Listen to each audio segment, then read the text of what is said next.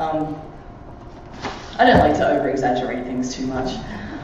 So I would really, particularly if you are kind of independent or freelance and having trouble with clients, I think it's very important to have a sense of what works well for you. This won't necessarily work for you, but know how you do your work well and get your clients, your company to engage with you in that way so that you can do your work in the best way that you can for you.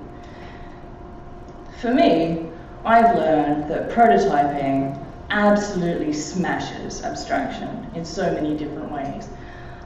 It's the antidote to those hideous, boring, frustrating meetings. It's the antidote to all of the times that you get told that you can't possibly do it that way, even though you know that you could.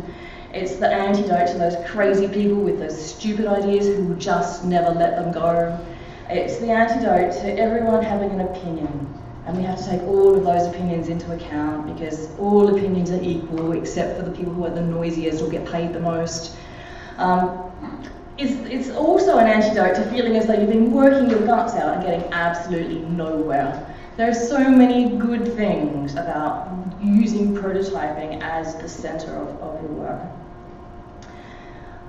Somebody wiser, or richer at least than me, once said that design is how it works.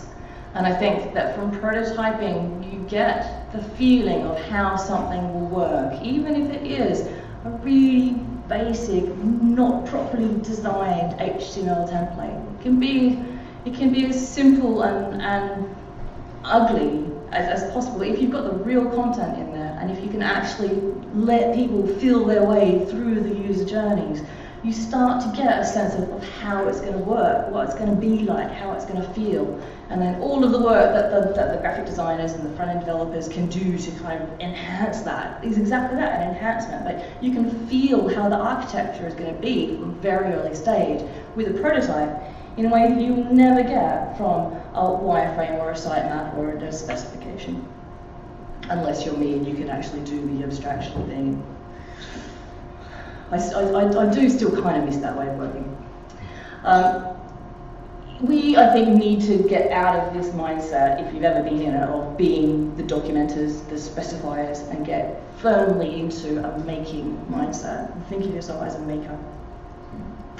But I don't want to suggest for a second that this means that you need to go on a comprehensive re-education journey that requires you to learn every single prototyping technology known to man. Rather than that, just start working in a multidisciplinary team really, really quickly. This is the way that I tend to onboard people at the moment. So I start with me. Sometimes I'm really lucky and there's like 2 of me. So at the moment where I am in government, there's me and a UXer who has been not able to do any UX for about the last 18 months. We're now going to start doing some UX. The next